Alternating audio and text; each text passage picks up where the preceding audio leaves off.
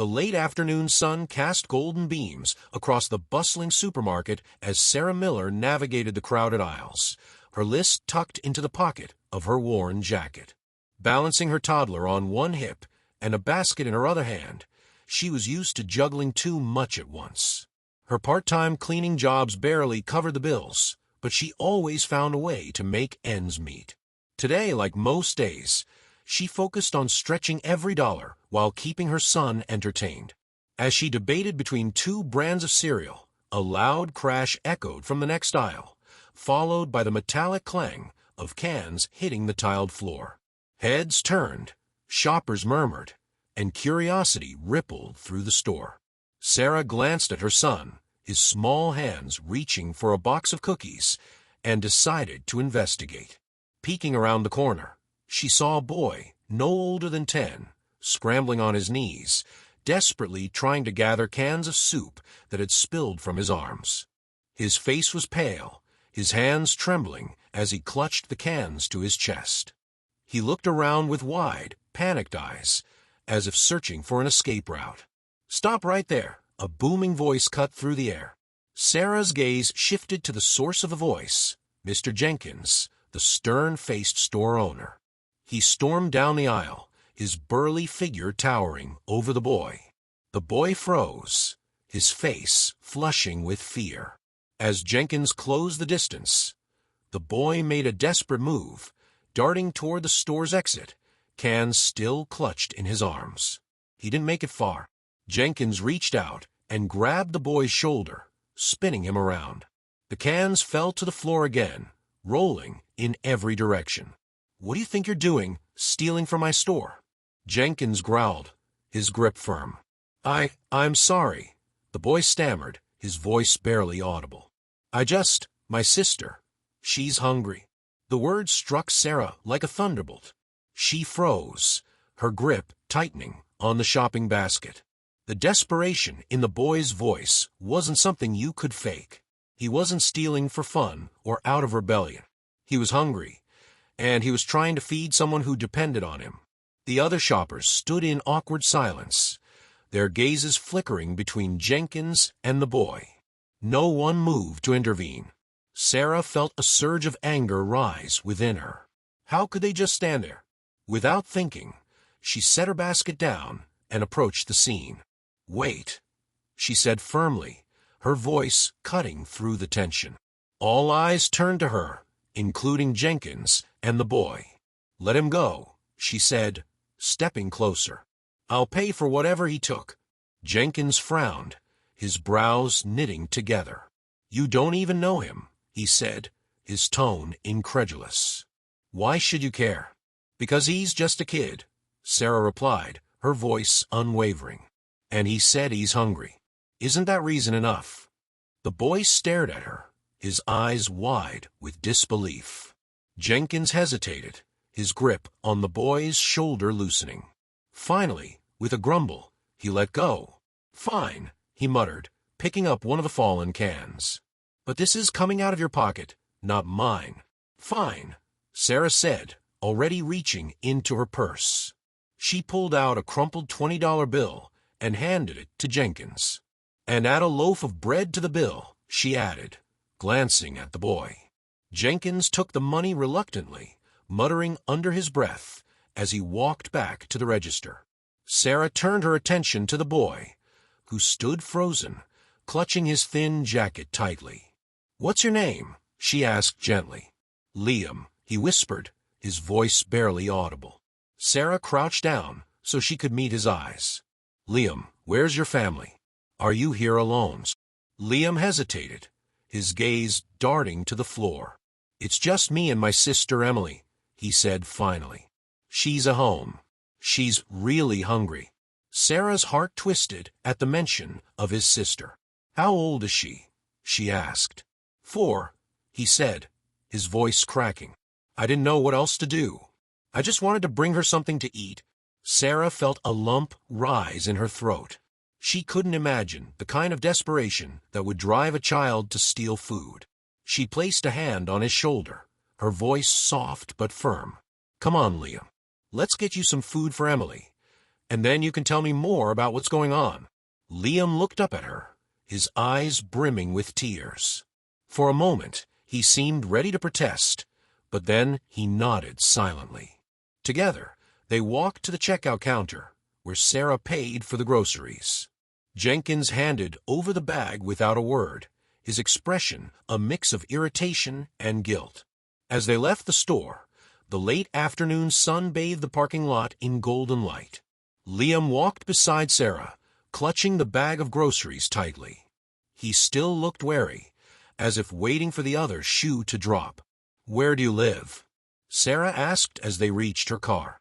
"Not far," Liam said, pointing toward a row of rundown apartment buildings in the distance. Sarah opened her car door and gestured for him to get in. "Come on, I'll drive you." Liam hesitated, glancing at her with a mix of suspicion and gratitude. Finally, he climbed into the passenger seat, the bag of groceries resting on his lap. As Sarah started the car, she glanced over at him. He was staring out the window, his face etched with worry. "You don't have to be afraid," she said gently. "I just want to help." Liam didn't respond, but the slightest nod of his head told her that he wanted to believe her. As they drove toward his apartment, Sarah couldn't help but feel that this encounter was about to change both of their lives in ways she couldn't yet imagine. The car ride to Liam's apartment was silent, save for the faint hum of the engine and the occasional rustle of the grocery bag in his lap. Sarah stole a glance at him now and then, his small frame pressed against the seat, his fingers gripping the bag as if it might vanish. She didn't press him with questions. Something about the boy's guarded posture told her he needed time. As they pulled up to the building Liam had pointed out, Sarah's heart sank. The structure was crumbling, its paint faded and peeling, with cracks snaking up the walls like veins. Broken windows were patched with cardboard, and a rusting fire escape clung precariously to the side. Trash littered the overgrown yard, and the faint smell of mildew hung in the air. "This is it," Liam said, his voice barely above a whisper. He hesitated before opening the door, as if bracing himself for what came next. Sarah stepped out of the car and followed him up the uneven steps to the third floor. The hallway was dimly lit, with flickering fluorescent lights and a musty odor that made her stomach churn. Liam stopped in front of a door with a peeling number 3 painted on it and pulled a key from his pocket. The door creaked as it opened, revealing a small, nearly barren apartment. Sarah stepped inside and took in her surroundings. A thin mattress lay on the floor in the corner, covered with a tattered blanket. The walls were bare except for faint marks where posters or pictures might once have hung. In the far corner of the room sat a little girl, her legs crossed as she cradled a stuffed rabbit, missing one ear. Her big brown eyes lit up when she saw Liam. "Liam," she exclaimed, scrambling to her feet and running to him. "Did you bring food?" "I did," Liam said, his voice soft but steady. He knelt down and pulled a loaf of bread from the bag, handing it to her with a small smile. The girl hugged the bread tightly, as if it were a treasure. Sarah's chest tightened at the sight. She crouched to the girl's level, offering a warm smile. "Hi there. I'm Sarah. What's your name?" The little girl clung to Liam's arm, peeking out shyly. "Emily," she said in a tiny voice. "It's nice to meet you, Emily," Sarah said gently. "Liam told me you've been having a tough time lately. I brought some food for you both." Emily's eyes widened, and she looked up at Liam as if to confirm this miracle. Liam nodded, his expression softening as he unpacked the rest of the groceries. A jar of peanut butter, a carton of milk, a pack of crackers, simple items that to them seemed like a feast. As Emily eagerly tore into the loaf of bread, Sarah turned to Liam. "Do you mind if I ask where your parents are?" she asked softly. Liam hesitated, his gaze fixed on the floor. "Our mom, she's gone," he said finally. "She left months ago. Said she couldn't do it anymore." Sarah felt her stomach drop. "And your dad?" Liam shook his head. "Never knew him." Sarah closed her eyes for a brief moment, trying to contain the swell of emotions rising in her chest. "So it's just the two of you?" "Yeah," Liam said, his voice tight. "I've been taking care of Emily. I try to find work sometimes, but no one wants to hire a kid." Sarah nodded, her heart aching for both of them. "You've done an incredible job keeping her safe, Liam. But this isn't something you should have to handle alone." Liam's head snapped up, his eyes filled with panic. "You're not going to call anyone, are you? Like the government?" Sarah shook her head quickly. "No, Liam. I'm not here to take you away. I just want to help. You and Emily deserve better than this." Liam's shoulders relaxed slightly, though his guard was still up. "Why are you helping us?"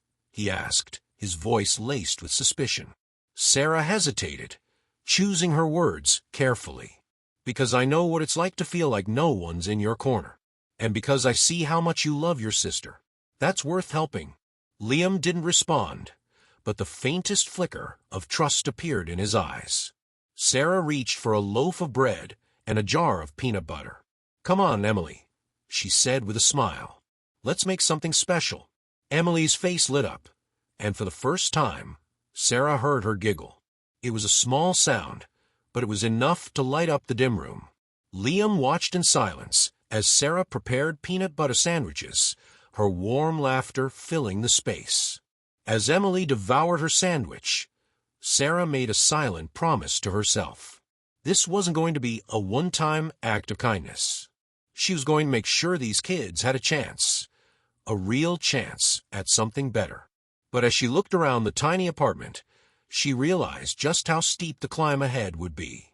The following morning, Sarah couldn't shake the images of Liam and Emily from her mind. Their hollow eyes, the way Emily clung to that loaf of bread like it was the most precious thing in the world, and Liam's quiet desperation, it haunted her. She had planned to spend her day cleaning houses, her usual routine, but instead, she found herself staring at the ceiling, her thoughts racing. What could she do? She was barely scraping by herself, but she couldn't just walk away. Those kids needed more than a few groceries. They needed stability, safety, and someone to fight for them. By mid-morning, she had made up her mind. Grabbing her car keys and a fresh bag of groceries, she drove back to the crumbling apartment building. As she climbed the stairs to Liam and Emily's unit, the air was heavy with the smell of mildew and stale smoke. Her resolve only hardened. She knocked lightly on the door. It took a moment, but eventually Liam opened it. His face lit up with surprise when he saw her, though the guarded look in his eyes remained. "You're back," he said, stepping aside to let her in. "I told you I would be," Sarah said with a soft smile. She stepped inside, glancing at Emily, who was sitting cross-legged on the mattress, coloring on the back of an old cereal box with a stubby crayon. The little girl looked up and beamed at Sarah. "You came back." "I did," Sarah said, her heart warming at the sight of Emily's excitement. She set the groceries down and sat cross-legged on the floor beside them. "I brought some more food, but Liam, I also wanted to talk to you." Liam tensed, his hands balling into fists. "About what?" Sarah hesitated, choosing her words carefully. "About how we can make things better for you and Emily. I know you're doing everything you can, but it's not enough, is it?" Liam dropped his gaze, his shoulders slumping. "I don't know what else to do," he admitted, his voice barely above a whisper. "I try to find work, but no one takes me seriously. And I can't leave Emily alone." Sarah nodded, her heart aching at the weight he carried. "You shouldn't have to do this alone," she said gently. "There are resources that can help, programs that can get you food, clothes, even a better place to live." Liam's head snapped up, fear flashing in his eyes. "You're not going to call anyone, are you? Like the government?" "No," Sarah said quickly, her voice steady. "Nothing like that. I just want to connect you with people who can help. But first I want to try something." Liam frowned, his curiosity piqued. "What do you mean?" Sarah pulled out her phone. "There's a group I follow online. It's for the community, people who want to help others in need. I thought maybe I could share your story. Anonymously, of course. No names, no photos, just the basics. Maybe someone will step up and offer help. Liam hesitated, his brow furrowing. Why would they care about us? Because people have more kindness in them than you might think, Sarah said. Sometimes all they need is to know there's someone out there who needs it. Liam glanced at Emily, who was now humming softly to herself as she colored. Finally, he nodded. Okay, you can try. Sarah smiled, relief flooding through her. Good. I'll post it today and see what happens. Later that afternoon, Sarah sat at her kitchen table, typing the post with care. She described the 2 children she had met, how Liam had been trying to feed his little sister, how he had taken on responsibilities far beyond his years. She ended the post with a plea for help, emphasizing that even small contributions could make a big difference. When she hit post, she felt a mixture of hope and trepidation. She had no idea if anyone would respond, but it was worth a shot. Hours later, as she prepared dinner for her son, her phone buzzed. And then it buzzed again, and again. Picking it up, she saw notification after notification, comments, messages, and shares pouring in. How can I help? I can donate clothes for the kids. Count me in for groceries. Sarah's heart swelled. But then she saw something that made her pulse quicken. A private message from Rebecca Turner, a journalist for the local paper. Hi, Sarah. I saw your post about Liam and Emily. This story needs to be told. Can we talk? Sarah's hands trembled as she read the message. This was bigger than she had expected. She took a deep breath and replied, "Let me ask Liam first." When she returned to their apartment the next day to share the news, Liam's eyes widened in alarm. A reporter? You mean like on TV? Not TV, Sarah said quickly. Just the local paper. She thinks it could bring more help, more food, clothes, maybe even enough money to move to a safer place. Liam frowned, his fingers fiddling with the hem of his shirt. I don't know.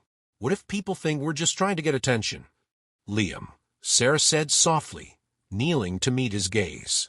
You've been doing everything you can for Emily. You're not asking for attention.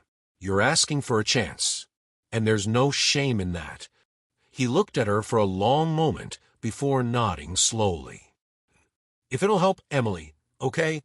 Sarah smiled, relief washing over her. I'll set it up. As she walked back to her car, she couldn't help but feel that this was just the beginning. The spark of hope she had ignited was growing into something bigger, something that might just change their lives forever. The next day, Sarah paced nervously in her small kitchen, phone clutched tightly in her hand. The journalist, Rebecca Turner, had just confirmed her visit to Liam and Emily's apartment. It felt surreal. What started as a simple act of kindness was now gaining momentum, and Sarah couldn't help but feel both excited and uneasy. She wanted this to help the kids, but exposing their struggles to the world also came with risks. Later that afternoon, Sarah knocked on Liam's door. He opened it cautiously, his eyes darting to the woman standing behind her. Rebecca was in her early 30s, with a warm smile and a notebook tucked under her arm. Hi, Liam, she said gently. I'm Rebecca. Sarah told me a little about you and Emily.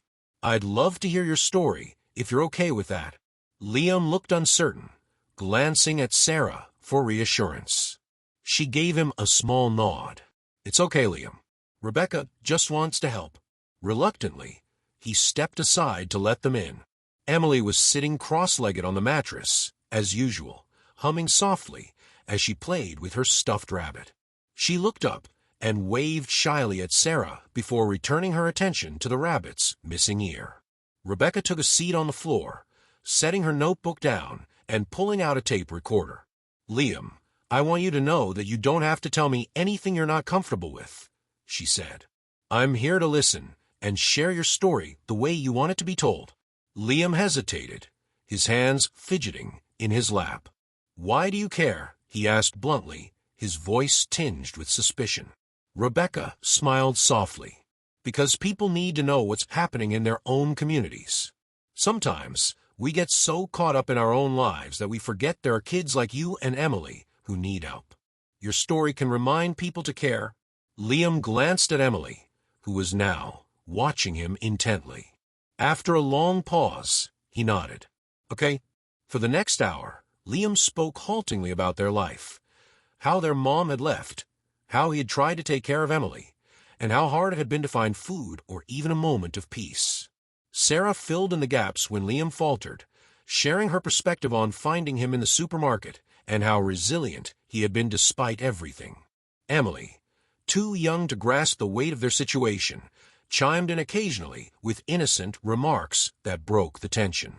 Liam makes the best peanut butter sandwiches, she said proudly at one point, making Rebecca laugh. As Rebecca packed up her notebook and recorder, she turned to Sarah. You've done something remarkable, she said. Not just helping these kids, but bringing their story to light. This could inspire so many people. Sarah smiled, though her nerves still lingered. I just hope it brings the help they need. Rebecca stood, offering her hand to Liam. Thank you for trusting me, she said. I'll make sure your story is told with care. After she left, Liam turned to Sarah, his face a mixture of hope and fear. Do you think this will really help us? I do, Sarah said firmly. But even if it doesn't, I'm not going anywhere. You're not alone in this anymore. The next morning, the article was published online. The headline read, A Boy's Fight to Save His Sister. How one act of kindness sparked a movement. The story quickly gained traction, shared hundreds of times on social media. Comments flooded in, some offering support, others expressing outrage at the system that had failed the kids. Sarah's phone buzzed constantly. Strangers offered groceries, clothing, and even money. A local church pledged to cover a month's rent for Liam and Emily. A daycare center offered Emily free enrollment, and someone even mentioned a part-time job for Liam at a nearby bakery. But not all the attention was positive. Amid the messages of kindness were sharp-edged criticisms. Where's their mother? She should be the one taking care of them. Another sob story looking for handouts. Sarah tried to shield Liam from the negativity, but he wasn't naive. People think we're just trying to get stuff for free, don't they? He asked one evening, sitting on the floor beside her. Some people will always assume the worst, Sarah said gently. But that doesn't matter. What matters is that there are people out there who care, people who want to help. Liam nodded, though doubt lingered in his eyes. I just hope it's enough. 2 days later, Sarah received an email that made her pulse quicken. It was from a producer of a popular local morning show. We'd love to feature your story, the email read. It's inspiring and could bring even more support. Sarah stared at the screen, torn between excitement and apprehension. This could be the breakthrough they needed, or it could bring challenges they weren't ready for. She glanced at the photo of Liam and Emily on her phone, their tentative smiles captured during the interview. Taking a deep breath, she hit reply and typed, "We'd be honored, but I need to speak with Liam and Emily first." The following evening, Sarah returned to Liam and Emily's apartment with the email printed out in her hands. The air was crisp, a hint of winter creeping into the city, and the dimly lit hallway seemed even colder than usual. She knocked softly, her mind spinning with how to approach this conversation. Liam opened the door, his face lighting up at the sight of Sarah, but his usual guarded expression quickly returned. "What's wrong?" he asked, noticing the serious look on her face. "Nothing's wrong," Sarah said quickly, stepping inside. Emily, as always, was perched on the mattress, her stuffed rabbit now adorned with a ribbon Sarah had brought a few days prior. She waved excitedly at Sarah, and Sarah smiled back, her heart warming. Sarah turned to Liam, holding out the email. "I got a message today. A producer from a local morning show wants to feature your story. They think it could help bring even more support." Liam froze, his brow furrowing as he stared at the paper. "A show? Like on TV?" "Yes," Sarah said, kneeling to meet his gaze. "It's a big deal, Liam. If we do this, It could bring you and Emily even more help. Maybe even enough to get you both out of here for good. Liam's lips pressed into a thin line, his hands fidgeting. But what if people see it and think, we're just doing this for attention? What if they make fun of us? Sarah placed a hand on his shoulder. Liam, I won't lie to you. There will always be people who judge. But you can't let them stop you from getting what you and Emily deserve. This is about giving you a real chance, not about what anyone else thinks. Liam glanced over at Emily, who was busy pretending her rabbit was hosting a tea party. His shoulders sagged slightly as he sighed. Okay. If it'll help Emily, I'll do it. Sarah smiled, relief washing over her. It will, I promise. 2 days later, they found themselves standing in the brightly lit lobby of the television studio. Sarah had helped Liam pick out a clean shirt from the donations they'd received, and Emily wore a second-hand dress that looked brand new to her. Sarah's heart swelled as she watched Emily cling to Liam's hand, her eyes wide with wonder at the bustling studio. A cheerful assistant led them to a small waiting area, offering water and reassuring them that the interview would be easy. Liam fidgeted nervously, glancing around at the unfamiliar surroundings. Sarah sat beside him, her hand resting lightly on his back. You're going to do great, she said softly. Just tell the truth. That's all anyone wants to hear.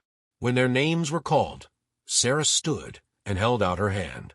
Liam hesitated for a moment, then took it, his grip firm despite the trembling in his fingers. Together, they walked onto the brightly lit set, where a warm, smiling host greeted them. Welcome, Sarah, Liam, and Emily, the host said, her voice radiating kindness. Your story has touched so many hearts. We're honored to have you here.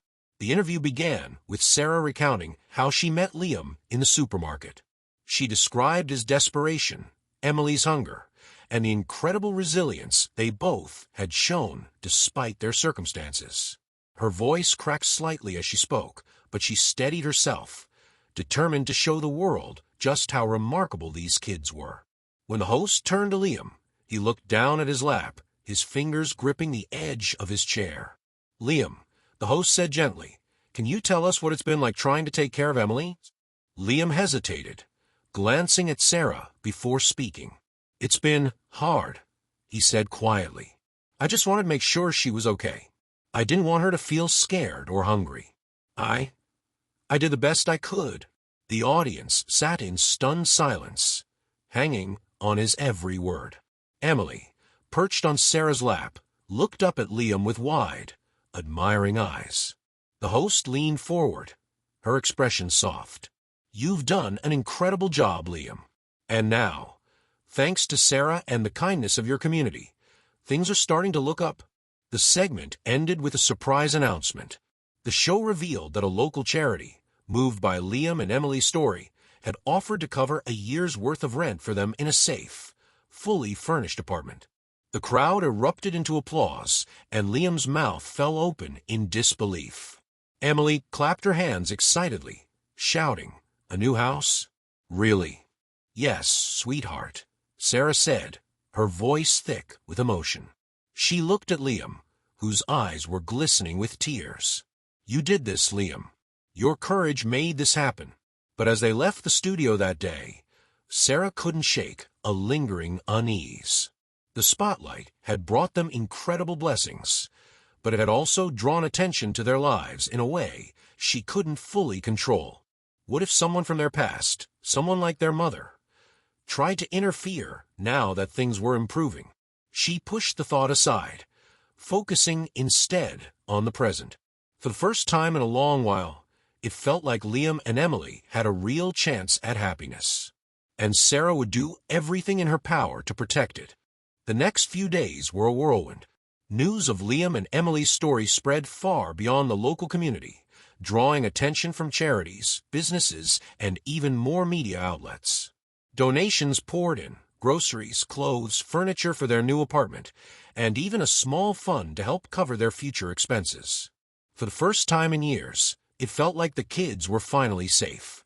But Sarah's unease lingered, a quiet voice in the back of her mind warning her that not everyone would celebrate their progress. It started with a phone call. Sarah had just finished unpacking groceries when her phone buzzed with an unknown number. Assuming it was another donor or well-wisher, she answered with her usual polite tone. "Hello." The voice on the other end was sharp, almost bitter. "I hear you've been busy playing savior." Sarah froze, her grip tightening on the phone. "Who is this?" "It's Melissa," the woman said, her voice dripping with disdain. "Liam and Emily's mother." Sarah's heart sank. She had imagined this moment, but had hoped it would never come. Taking a deep breath, she steadied herself. "Why are you calling?" she asked, keeping her voice calm. "Because those are my kids," Melissa snapped. "I saw them on TV. You had no right to parade them around like that." "No right?" Sarah's voice hardened, her anger simmering beneath the surface. "I had every right to help them when you abandoned them. They were starving, Melissa. Liam was stealing food to keep Emily alive. Where were you then?" Melissa's tone shifted, becoming defensive. "I had my reasons," she said curtly. "You don't know what I've been through." "And neither do I care," Sarah shot back. "This isn't about you. It's about Liam and Emily, and they're finally safe. You don't get to come back and take that from them." There was a long pause before Melissa spoke again, her voice lower, but no less threatening. "We'll see about that. They're my kids. I'll do whatever it takes to get them back." The line went dead. Sarah stood frozen, her mind racing. This was exactly what she had feared. Melissa wasn't interested in Liam and Emily's well-being. She was interested in the attention and resources their story had brought. Later that evening, Sarah sat across from Liam at their small kitchen table, the weight of the conversation heavy on her shoulders. She didn't want to scare him, but he needed to know. "Liam," she began, her voice steady, "your mother called me." Liam's eyes widened in shock, and he immediately tensed. She did." Sarah nodded. "She says she wants you and Emily back." Liam's face darkened, his fists clenching on the table. "She doesn't care about us. She only cares about herself. She left us. Why does she want us now?"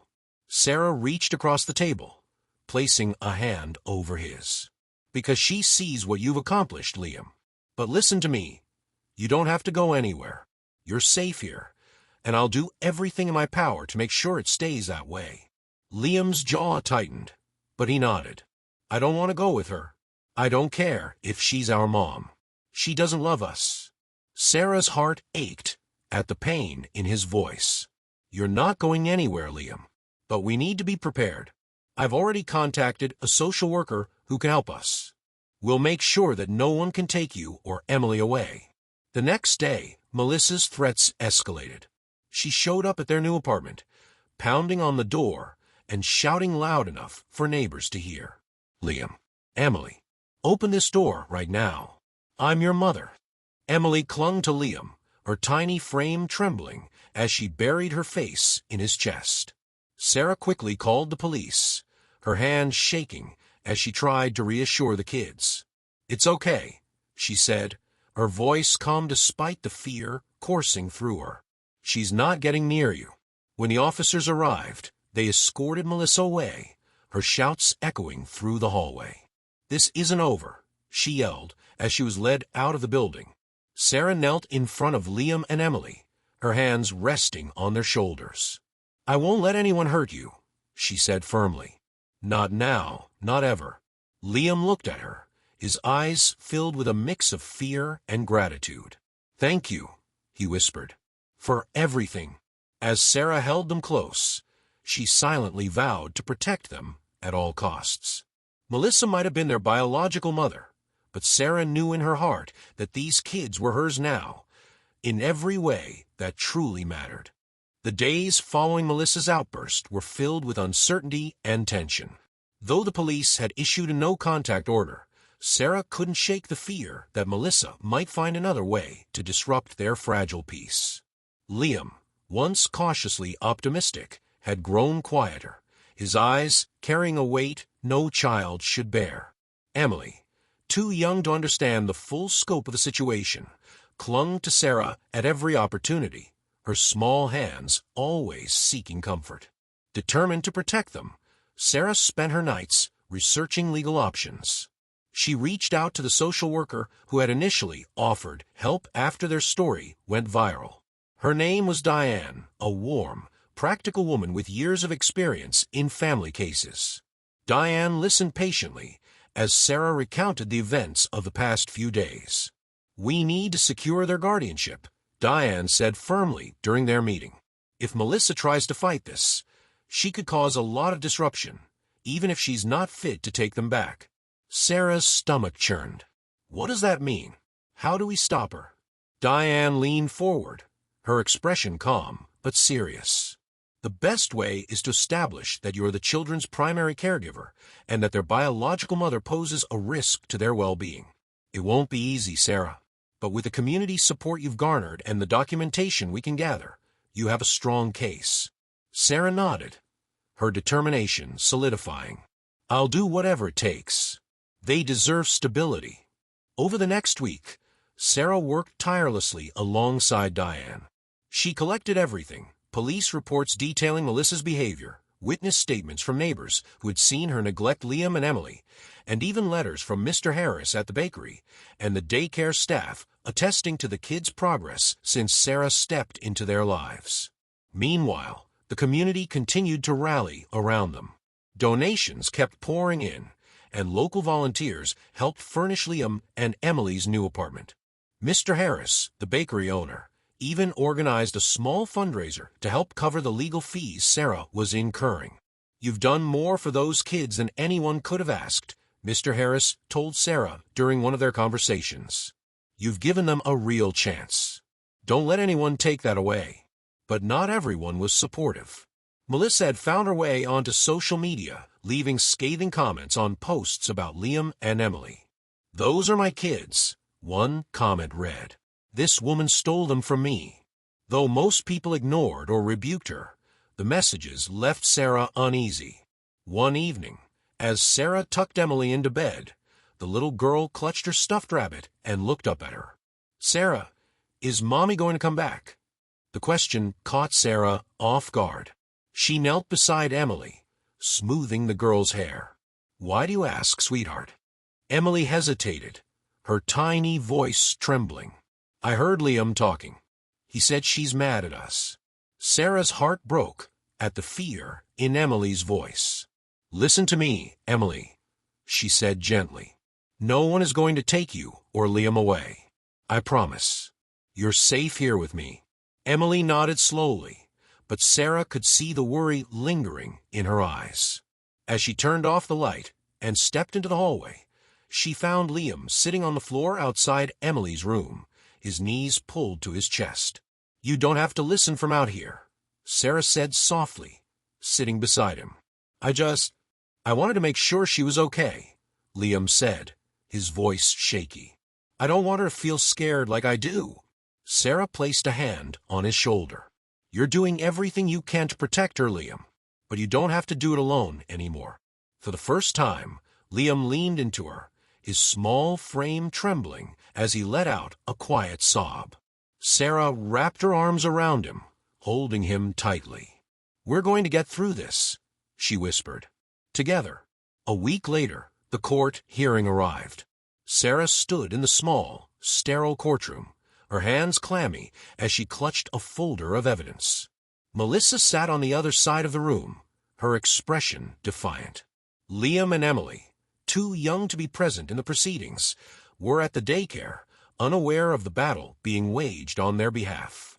Diane presented their case with clarity and conviction, outlining the neglect and instability the children had faced under Melissa's care.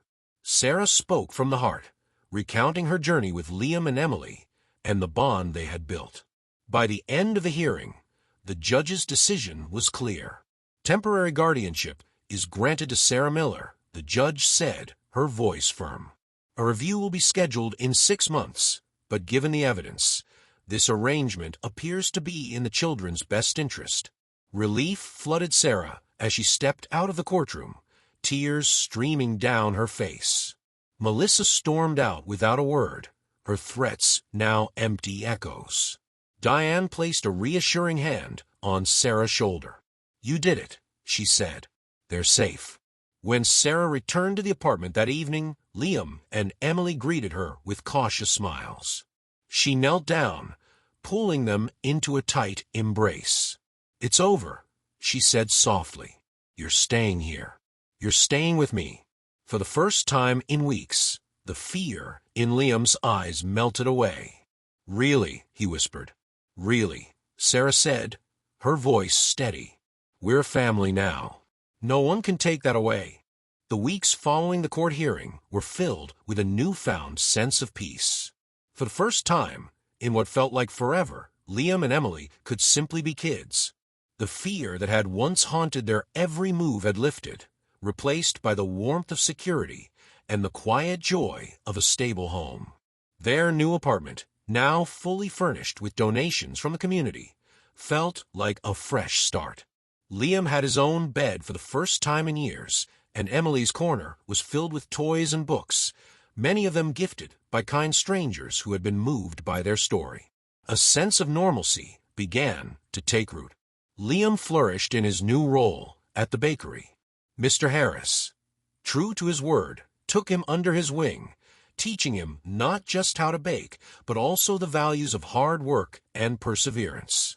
Every day after school, Liam spent a few hours at the bakery, his confidence growing with each perfectly kneaded loaf and every satisfied customer he served.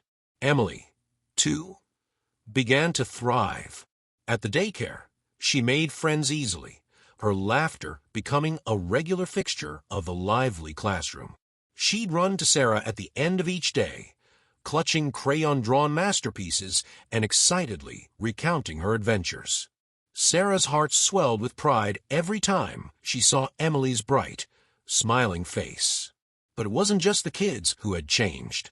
Sarah, too, felt a transformation. Helping Liam and Emily had reignited a sense of purpose she hadn't felt in years. Her cleaning business continued to grow, bolstered by the community's support. For the first time, she could afford to dream about a future that wasn't defined by struggle. One sunny afternoon, as Sarah prepared dinner, Liam approached her hesitantly. "Sarah," he said, his voice tentative. She turned, wiping her hands on a dish towel. "What's up, kiddo?" "I've been thinking," he began, his eyes flicking nervously to the floor. "I want to call you Mom, if that's okay." Sarah froze, her breath catching in her throat. Tears welled in her eyes as she knelt down, placing her hands on his shoulders. "Liam," she said softly, her voice trembling, "I would be honored. But only if you're sure." He nodded, a small, shy smile tugging at the corners of his mouth. "I'm sure." Sarah pulled him into a tight hug, her tears falling freely. "You and Emily are the best thing that's ever happened to me," she whispered. "I love you both so much."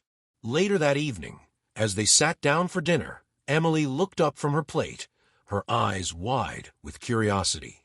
"Are we a family now?" she asked innocently. Sarah smiled, her heart swelling. "Yes, Emily," she said warmly. "We're a family, always." Months passed, and the anniversary of their first meeting arrived. Sarah decided to mark the occasion with a small celebration at the bakery.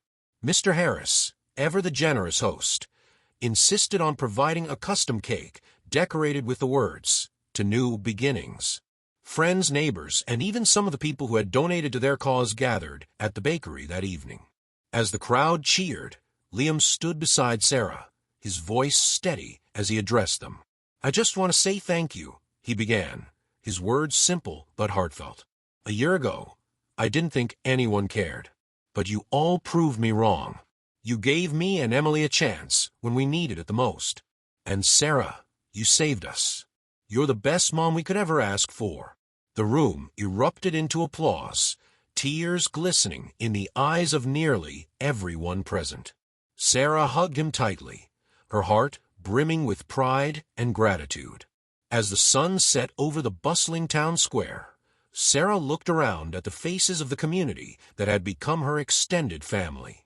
For the first time in years, she felt truly content. The journey hadn't been easy, but it had been worth every struggle, every sleepless night, every moment of doubt. Liam and Emily were safe, happy, and loved. And Sarah knew in her heart that their future was bright, because they were a family, built not by blood, but by kindness, resilience, and love.